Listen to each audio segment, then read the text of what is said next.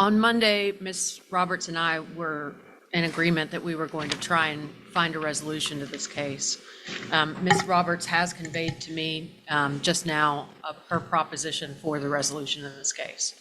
I'm not going to be able to discuss that with my client and get it resolved today, as he is coming across country with an RV because he currently has nowhere to live. The wife has kicked him out of the home. So I'm going to make a verbal motion to continue. It seems like y'all got plenty to do today anyway, so that I've got some time to discuss the proposition with my client. Also, Your Honor, I have not been able to file an income and expense statement or an asset and liability statement because of communication issues with my client, which I do think that I have been able to resolve, and I don't believe that we have the same from Ms. Roberts either. I have mine ready to submit.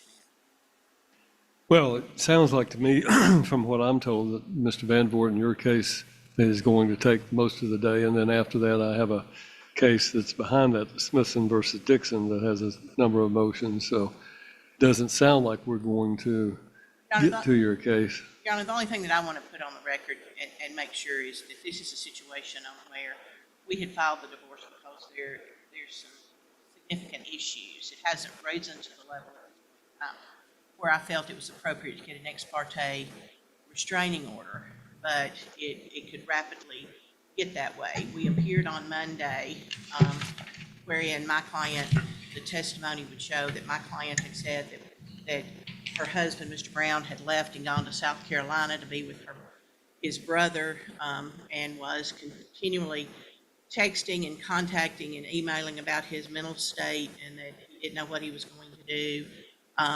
He has some significant mental health issues that he manages rather than by conventional medicine, by the administration of illegal drugs, and self-medicates himself. Parties have an 11-year-old child. And so it's a scenario where he had not been in town, and as I understand it, had not been in communication with his attorney to get ready for the hearing. We passed it to today. I was in court on both Tuesday, Wednesday, and Thursday of this week. So again, Ms. Jackson Smith and I were not able to discuss resolving the matter. But again, and then as I understand it, Mr. Brown drove with his mother to Colorado and is bringing an RV home to live in. So it's a scenario where it could escalate pretty quickly. If Your Honor's inclined, because again, time constraints, I understand that if Your Honor's inclined to grant this continuance, what I would ask is that Mr. Brown be ordered to submit himself to an extended panel nail bed test between now and a certain time. I give him 36 hours to go and complete that. I don't know what time he plans on arriving back from Colorado. I have not heard anything in this case up to this point, correct? No, sir, Your Honor. When's your next chancery day?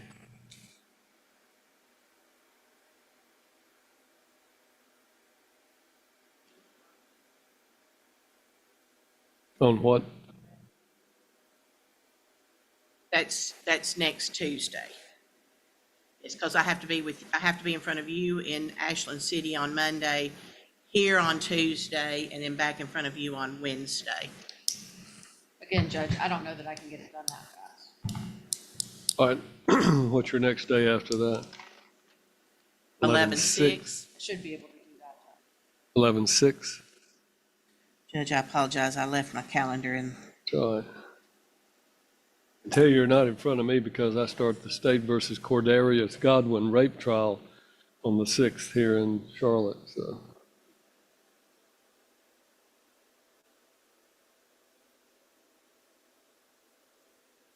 I don't, and that's a Judge Lockhart MASH day again. But that's also a Wallace day and a Turnbow day in another county. That's the only thing I'm here on 11/12. I'm here on a criminal trial. Well, if you're here on a criminal trial on the 12th, it's not going to be possible for you to hear this case, right? I think it would. I knew I had something on the 6th. Judge, I'm having eye surgery. So I knew I had something going on. That's next Thursday, and I'm having eye surgery, and I won't be able to see for approximately 3 to 4 days. After the 12th.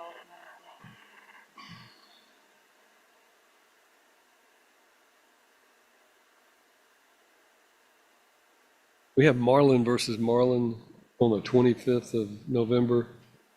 And is that expected to last all day? It's a contempt on failure to pay alimony and their counter petition to modify alimony. I mean, that's you and Mr. the Bates. case I'm hearing, and Doug Bates, the 17th, and I don't mind putting it on that day. I fly out that day. Guys, this starts with chaos as a husband's life unravels fast. You can feel the tension rising as the court realizes just how unstable things have become. I apologize. I didn't get done in court over here until after 5 yesterday, and I left my calendar in my car with my other bag that I didn't go back to well, the double check office. on, if you need to go out to your car to check it, that's fine. My only thought would be, it sounds like that's probably the first day we can give you. I am going to grant your continuance because it's unlikely that this was not a regular chancery day that I had assigned on my schedule. I gave it out in a lapse of judgment on my part to, because I thought, that there were some things that needed to be heard. So we just concluded a multi-day criminal trial yesterday afternoon. This case is the last on the docket, so I'm going to bump it to that December the 3rd. Is that what it was? Yes, sir, Your Honor. December the 3rd. I think I've got to be here on a Mangrum final hearing. So, I'm All sorry. right, then that settles it. Yes, sir. December the 3rd. In the interim period, both parties are going to submit themselves to an extended panel hair follicle. I have no evidence before me other than argument as to the fact that there's any drug use, so That's great. what's good for him is good for her. We'll order that both of them undergo Can we do a nail bed test, Your Honor? whatever test that is requested, nail bed test, and that will be within the next 48 hours. So, In 48 hours. Judge, is there any way that we can get it we can at least get it to Monday? Because it's Friday, it's Halloween. that's true. We got Saturday, Sunday. Close of business Monday, Close of business Monday. the 3rd of November Yes, sir. at 6 p.m. Have the test performed by that time.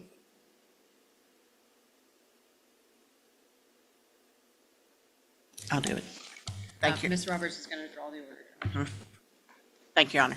All right. Thank you, Your Honor. And Mr. Brown, I'll be in touch, okay? The matter of Kaz Alexander Bird. This is a motion to discontinue visitation and set a final hearing. It is, Your Honor. The minor child has, number one, the mother has not been really attending visitation much and makes excuses as to why she can't be there. She's currently got several more criminal charges while this case has been pending. She's been aloof about it. Additionally, the child gets sick after every visit. So they're having to take the child to urgent care or to the doctor, and the doctor has asked that these visits stop also. That's not necessarily here or there, but the mother has a history of drug abuse. They have smelled alcohol on her at the visits.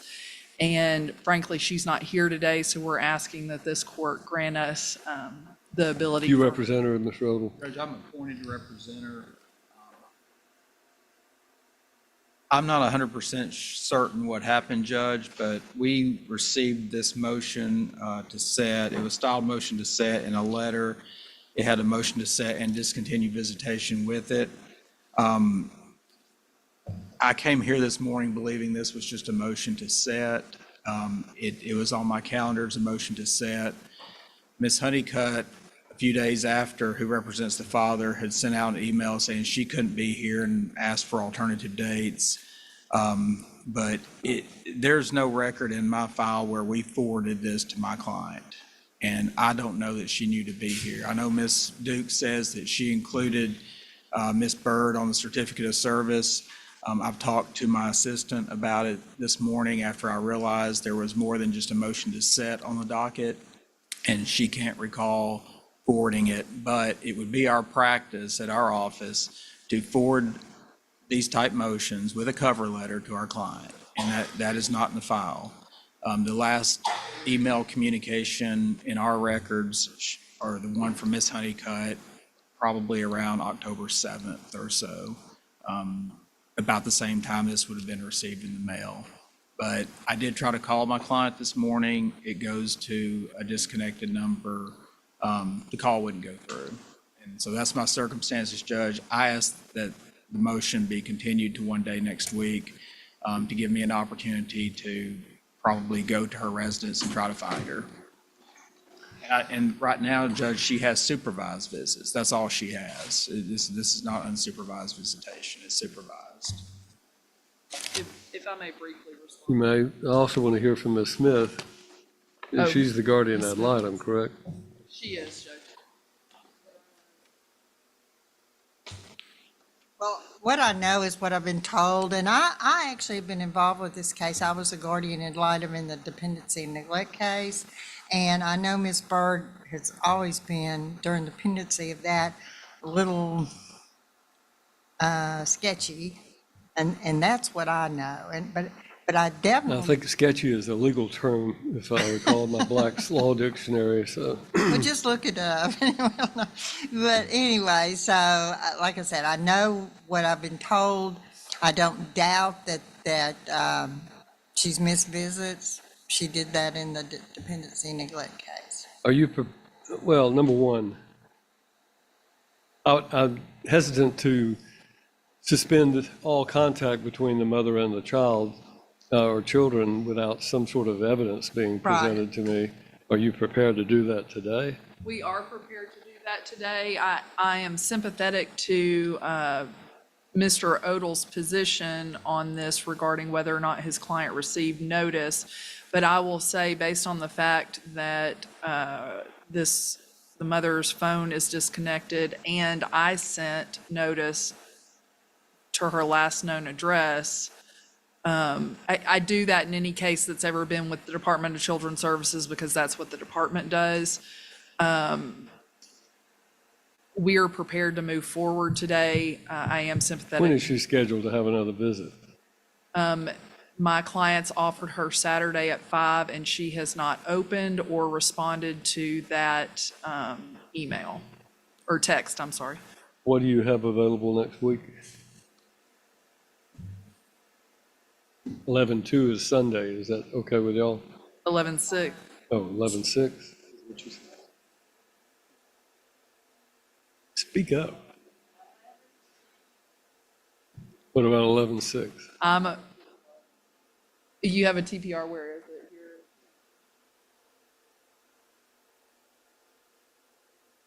Facing other criminal charges, and she's got criminal court that day. Anything else?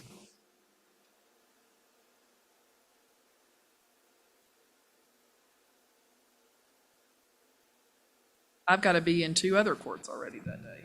Humphreys County's got criminal docket and Hickman's got chancery.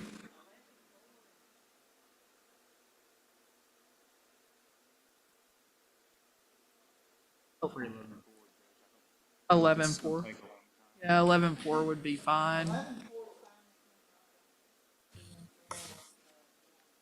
11/4, okay. So 11/4, you could be here in the morning. So y'all are just going to tell the judge, whoever the judge might be, you're just going to insist that that judge take the matter up very first thing, correct? Yes, I'm sure. I'm going to set it, I'm going to continue this, but I'm going to put an order down that the visitation is suspended until that hearing. And I only do that because obviously if there's some allegations made that I haven't heard any proof on, I want to give the mother an opportunity to be heard and to respond and to be here to hear that. But in the meantime, protection of the minor child or children would behoove me to go ahead and suspend the visitation since it's only next week. So we'll just suspend the visitation until that hearing at 9 o'clock on the 4th of November. And I'll have my clients reach out to her, and I'll have, I guess, Mr. Odell will reach out to her anyways. right now, but I'll go to the last rate. All right. Thank you, Judge. I mean, you're going to have to find some way to get in touch with your client if her number has been disconnected, but I have the address. Well, I'm continuing it out of an abundance of caution for the mother's protection, but in my opinion, she is entitled to this continuance, but, you know, it'll be up to the next judge as to whether or not it goes beyond that, because at some point, her responsibility is to stay in touch with her lawyer, so. All right, that's fine, thank you.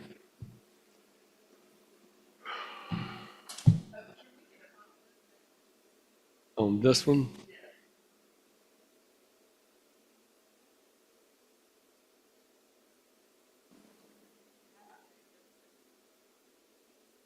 Really, the crux of the case is submitting all of her criminal convictions so that we can go through that. This is a termination of parental rights. Yes, Your Honor. Does he have a lawyer? Has he? He does. Ms. Honeycutt. I told her I would text her any dates we got.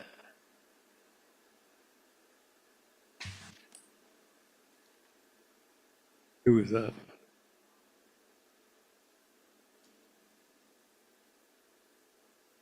I can do the 6th.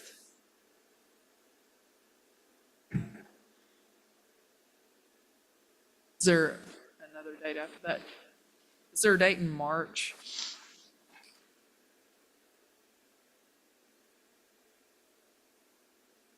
The 5th and the 6th both work for me. Okay. March the 6th. I'll text Jennifer. March 6th? Uh-huh. You know what that day is, right? Why do I continue to try to educate you all of you lawyers about certain historical days? I do know that date, though. Yeah, then what is it? Not the Ides of March. It's March 6, 1836, You're the right. day the Alamo fell in San Antonio, Texas. So I always thought that my namesake, or that I was named after David Crockett. And so I've always had a love for history, and I've been to the Alamo in San Antonio several times. But the fact of the matter, my mother somehow thought mistakenly that I was named after David in the Bible, but I know it was after David Crockett because Fess Parker was playing David Crockett on Disney while I was a child, so I knew that was why I was named that. So That's perfect, Judge. I'm sure it is. All right.